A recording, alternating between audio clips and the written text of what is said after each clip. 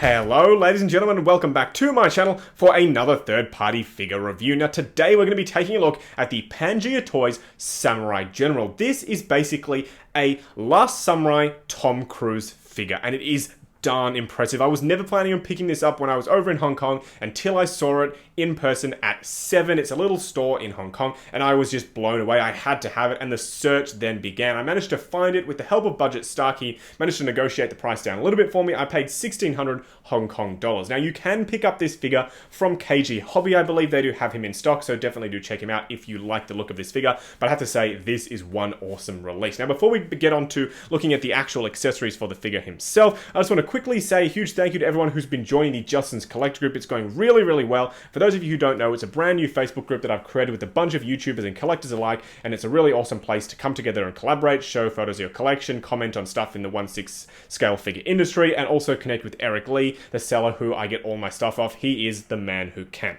So that's about it for all of that. What we're going to do now is get all of the accessories out here and take a look at everything he comes with. Alright, now getting a look at the Samurai General's accessories. No, you are not dreaming. These are the only pieces that do come with him: 2 hands and 2 swords. So let's make the most of this and look at the swords first, I suppose. This one is the best of the bunch because it is a metal bladed piece, and you can see there's a lovely sort of texture detail on there. Really, really nice. Now I do wish this was wrapped in actual fabric. It might have made it a little bit tricky to get into the hand, but it just would have added to that level of detail. But still, this sword is no slouch. It looks pretty darn awesome, and he does come with the sheath for the sword. Nothing really to write home about the sheath. It's just a glossy black plastic piece, and it can hold the sword. Now, the smaller of the 2 swords is made out of plastic, this one here, and you can tell the difference between the quality or the sort of sheen of the metal and the plastic on the smaller sword. Still not too terribly bad, but I do wish they were both metal. Now, the sheath for the smaller sword is actually quite nicely detailed. It's got a sort of gold tip at the end here, and it is more of a maroon sort of reddish brown color, and you can slot that in there quite nicely. It does lock in pretty tightly. It doesn't sort of come out, it doesn't sort of just flop around. Now, the 2 hands that he come with are quite well detailed. However, they are literally just 2 hands. These are all for his accessories. I mean, I do wish that he'd come with more in the way of accessories. He could have come with a bunch more hands, and he could have come with a couple of different head sculpts. Maybe one even battle damage would have been nice. But either way, this is what he came with. Now, just a word of warning, I mean, this figure is awesome, but I don't think this is the right amount of accessories for the price tag. He should have at least come with a display base, even a generic one. I had to supply my own, and that for quite an expensive figure, I think, is quite unreasonable. But either way, let's put that aside and just take a look at the figure objectively and see whether or not we actually do like it. Spoiler alert, I love it. So what we're going to do now is get the figure himself out here and take a look at that head sculpt. Zooming in on the head sculpt, I think Pangaea Toys have done a remarkable job capturing Tom Cruise's likeness, especially from angles like right there or even right there. I think they have absolutely nailed it. It looks really, really good, and the rooted hair is not unruly at all. It's more of a solid sort of piece because they have used some sort of a product in it to make it more solid, but you can see how good I think this head sculpt does really look. They have absolutely nailed it, and the hair from the back, you can see, is rather nice as well. It's very, very firm, as you can see. It's not moving around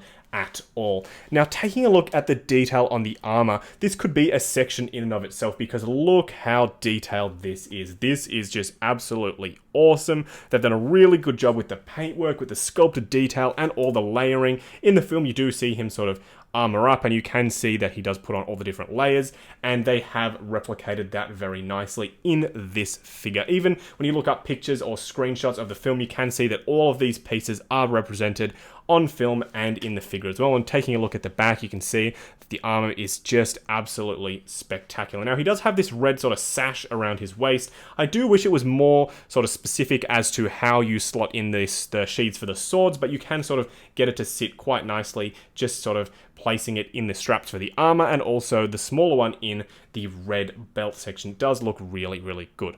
So what I'm going to do now is move the camera down and give you a look at the rest of the outfit. Taking a look at the lower half of this figure, I think it is equally as impressive as the upper half. I mean, these do look like real twine sort of lace pieces on his feet here, and you can see there's a really nice sort of dirt wash in there as well. And they do afford a decent level of articulation as well because they are that split sort of design. They're not one solid piece. Really, really impressed. And you can see that there's a whole bunch of sort of strapping, lacing, and intricate paintwork they have nailed this. This looks really, really nice. Even under here, you can see there's multi-layered sort of fabric pieces.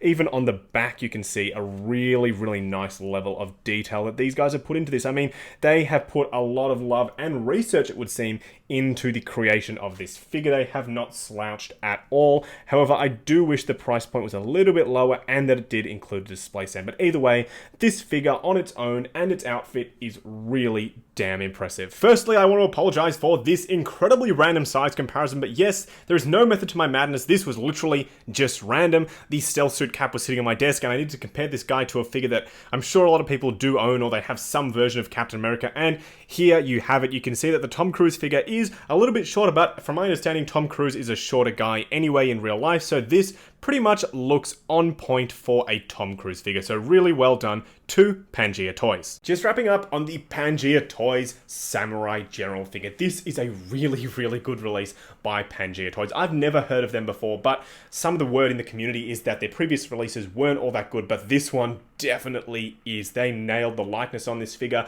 The level of detail in the armor itself is just meticulous. When you compare this suit of armor to the one that was used on screen, you notice these little sort of details that just jump out at you as being identical to the suit in the film. There aren't that many departures in this figure compared to the film. Now, I love the fact that he also does include a metal blade. Yes, he could have come with more accessories, maybe a few different pieces of armor or some interchangeable battle damage stuff or a second head sculpt or something, but just as a basic figure release, this is definitely one to have. However, this figure does not come with a basic figure release price. This was 300 Australian dollars, and for a third-party figure, that's pretty hard to justify. But the fact that the head sculpt was so damn good, in person, I know on camera it comes across a little bit soft, but in person it just blew me away, hence why I had to pick it up. It is really that good of a figure that it just blew me away, and I see a lot of figures. So really, really awesome release by Pangaea Toys. If you can get him now, then definitely do so. Otherwise, it may be in your best interest to wait a little bit so prices can come down, because yes, they are quite high, and I don't think I can recommend the figure